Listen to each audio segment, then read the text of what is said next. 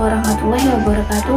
Perkenalkan, kami dari kelompok 13 Manajemen Bisnis Syariah kelas 3A jurusan Manajemen Bisnis Syariah akan menjelaskan hasil diskusi dari kelompok kami tentang manajemen keuangan bisnis syariah. Sebelumnya, tugas ini dibuat untuk memenuhi tugas mata kuliah yang diampu oleh Bapak Fathur Rahman Al-Banjari SIMI. Berikut nama-nama dari kelompok kami. Yang pertama, Nija Sari Miftahur Rahmah dengan NIM 1264052011046. Yang kedua, Urin Marifatul Jannah dengan NIM 1264052011031. Yang ketiga, Fatri Adi Abdullahi dengan NIM 1264052011037. Yang pertama, sistem ekonomi Islam. Sistem ekonomi Islam merupakan perwujudan dari paradigma Islam.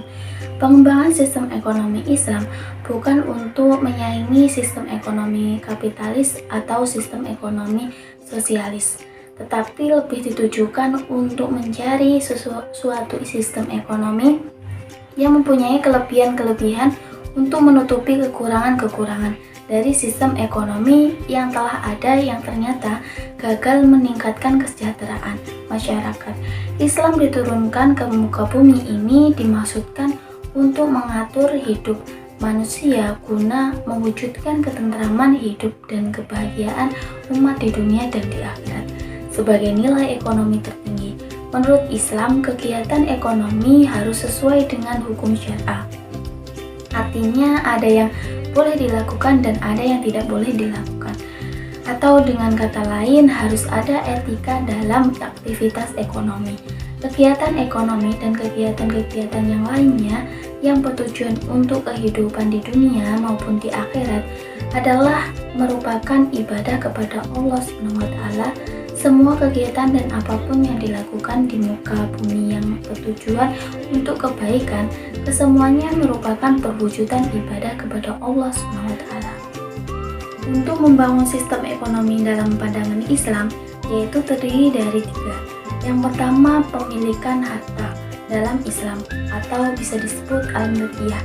Dalam Islam, kedudukan harta termasuk ke dalam hal yang sangat penting. Hal ini dibuktikan dari adanya berbagai pendapat, namun semuanya merujuk pada satu ketentuan, yakni pada akhirnya semua harta adalah milik Allah SWT. Islam juga memberikan perlindungan kepada para pemiliknya, antara lain yang pertama, kepemilikan secara individu. Kepemilikan secara individu atau private property adalah di mana harta tersebut sudah sah atas nama satu orang saja. Yang kedua, kepemilikan umum. Selain kepemilikan individu, ada juga umum atau public property yang seluruh kekayaannya sudah ditetapkan untuk menjadi milik bersama. Jadi bukan hanya untuk satu orang saja, tetapi untuk banyak orang.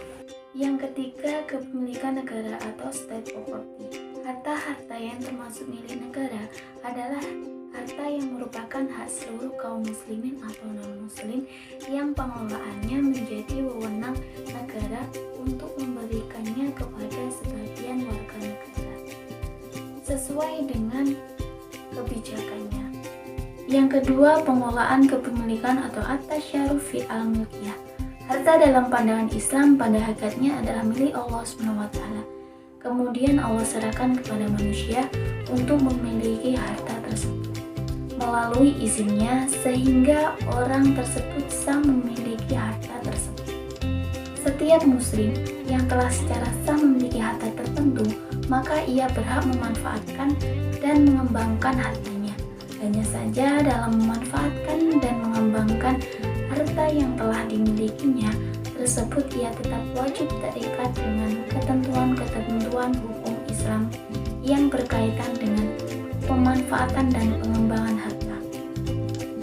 Pengelolaan kepemilikan yang berhubungan dengan kepemilikan umum atau collective property itu adalah hak negara, karena negara adalah wakil umat. Adapun mengelola kepemilikan yang berhubungan dengan kepemilikan negara atau state property dan kepemilikan individu private property telah jelas dalam hukum-hukum baitul mal serta hukum-hukum muamalah seperti jual beli, penggadaian, dan sebagainya. Yang ketiga, distribusi kekayaan di tengah-tengah masyarakat. Distribusi kekayaan termasuk masalah yang sangat penting, sehingga Islam memberikan juga berbagai ketentuan yang berkaitan dengan hal ini. Mekanisme distribusi kekayaan kepada individu dilakukan dengan mengikuti ketentuan sebab kepemilikan serta transaksi-transaksi yang wajar. Secara umum, mekanisme yang ditempuh oleh sistem ekonomi Islam dikelompokkan menjadi dua, yakni mekanisme ekonomi dan mekanisme non-ekonomi. Mekanisme ekonomi yang pertama membuka kesempatan seluasnya bagi berlangsungnya sebab-sebab kepemilikan dalam kepemilikan individu. Yang kedua, memberikan kesempatan seluasnya bagi berlangsungnya pengembangan kepemilikan atau an-tanmiyah al-milkiyah melalui kegiatan investasi. Yang ketiga, larangan untuk tidak berbuat tindakan haram seperti judi, riba, pemberian hadiah untuk tindakan tak terpuji, misalnya suap, hindari agar tidak merasakan mudarat di akhir waktunya nanti. Harta seperti ini tidaklah bermanfaat dan hanya jadi sumber kehancuran. Mekanisme non-ekonomi. Mekanisme ini dilakukan dengan tidak melalui aktivitas ekonomi produktif, melainkan bersumber dari pemberian atau kewajiban seseorang umat muslim seperti sedekah, zakat, warisan, dan semacamnya. Jadi peredarannya tentu saja berbeda dengan mekanisme kekayaan ekonomi biasa. Kegiatan peredaran mekanisme non-ekonomi bertujuan untuk membuat keseimbangan di tengah kehidupan masyarakatnya, mengingat saat ini tidak banyak juga orang-orang yang punya jumlah kekayaan sama. Hal ini dimaksudkan agar terciptanya kerukunan antara umat Islam dan sekitarnya. Konsep manajemen keuangan syariah. 1. Pengertian manajemen keuangan syariah. Kata manajemen berasal dari bahasa Perancis kuno, yaitu manajemen yang memiliki arti seni melaksanakan dan mengatur. Manajemen juga diartikan sebagai proses perencanaan, pengorganisasian, pengoordinasian, dan pengontrolan sumber daya untuk mencapai sasaran secara efektif dan efisien.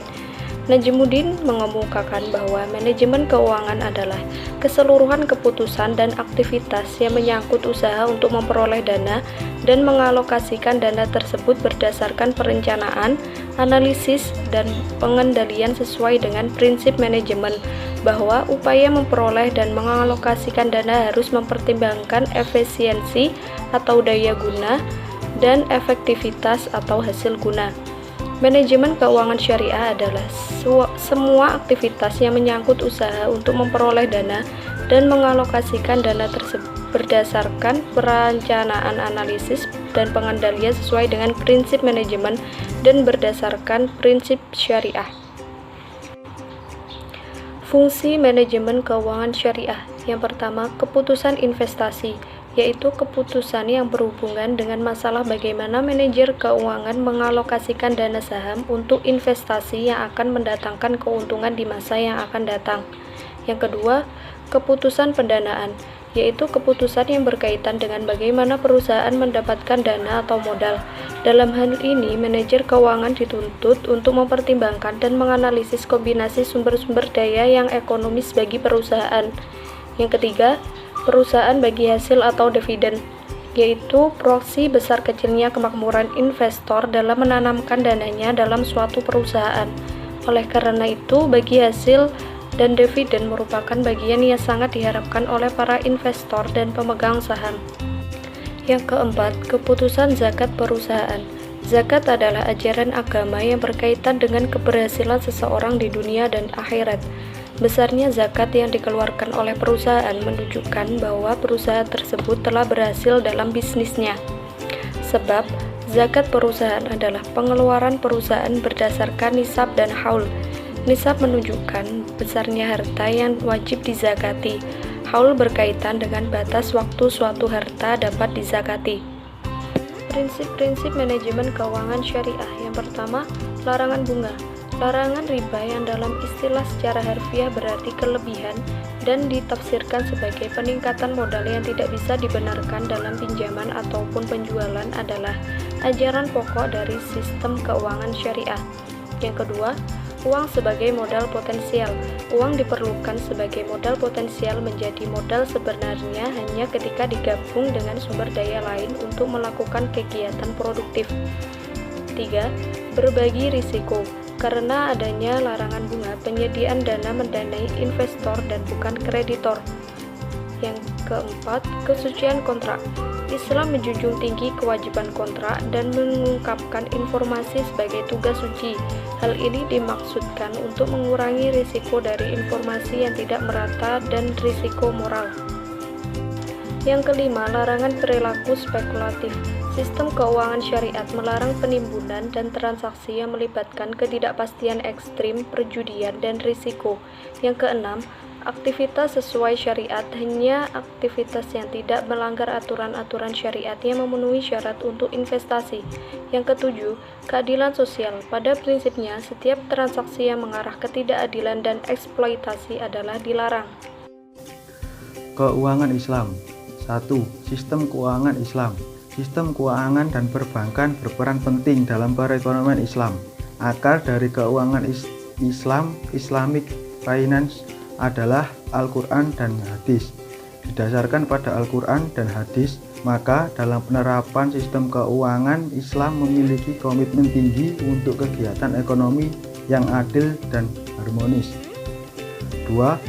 Prinsip sistem keuangan syariah. A. Mengharapkan ridho Allah Subhanahu wa Ta'ala. B. Bunga dan riba sangat dilarang dan haram hukumnya dalam Al-Quran. C. Menerapkan prinsip bagi hasil. D. Sektor yang dibiayai harus halal hukumnya dan jelas tujuannya. E. Tidak ada investasi haram. 3. Larangan dalam keuangan syariah. A. Riba sesuai dengan surat Al-Baqarah ayat 275 sampai 278 tentang meninggalkan riba atau sistem bunga dan kembali kepada sistem ekonomi syariah atau keuangan syariah. B. Maisir sesuai dengan surat Al-Maidah ayat 90 tentang meninggalkan segala bentuk usaha yang spekulatif atau perjudian. C. Gharar bersifat tidak jelas. D. Boros sesuai dengan surat Al-Isra ayat 26-27 tentang meninggalkan segala bentuk pemborosan harta. The Global Finance Scan.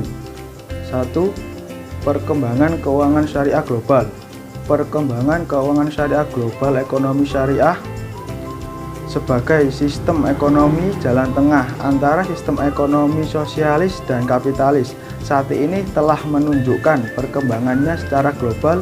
Perkembangan keuangan syariah menjadi motor penggerak ekonomi syariah yang menghubungkan antara sektor keuangan dan sektor real. Meskipun praktik keuangan syariah berdasarkan kaidah-kaidah muamalah dan hukum Islam, namun keuangan syariah dapat dipraktikkan oleh seluruh pelaku ekonomi dunia. Sistem keuangan syariah saat ini telah menjadi alternatif pilihan untuk mengembangkan ekonomi yang lebih berkeadilan dan berkesinambungan. Indikasi meningkatnya pengembangan keuangan syariah global yaitu semakin bertambahnya lembaga-lembaga keuangan syariah seperti bank asuransi, reksadana, dan dana pensiun yang berdiri. Selain itu berkembang juga instrumen-instrumen keuangan syariah seperti suku, deposito, tabungan, instrumen hedging, dan lain-lain. Dan banyak negara-negara yang mengumumkan dirinya sebagai pusat keuangan syariah, di antaranya yaitu United Kingdom untuk kawasan Eropa, United Arab Emirates untuk kawasan Timur Tengah, dan Nigeria untuk kawasan Afrika. 2. Reputasi Indonesia dalam keuangan syariah global. Dalam Global Islamic Financial Report 2019, Indonesia meraih peringkat pertama pasar keuangan syariah global pada Islamic Financial Country Index (IFCI) 2019. Menurut Direktur General of Cambridge Institute of Islamic Finance Cambridge IIF Humayun Dar menilai faktor yang paling memberi dampak besar yaitu perkembangan regulasi dan peningkatan ekosistem industri, perbankan, dan keuangan syariah, dukungan politik yang kuat dan potensi yang besar, dan banyak jumlah unit usaha syariah, perbankan syariah, jumlah institusi keuangan non-bank syariah, dan suku. Demikian tadi penjelasan dari kelompok kami. Kurang lebihnya kami mohon maaf dan terima kasih. Wassalamualaikum warahmatullahi wabarakatuh.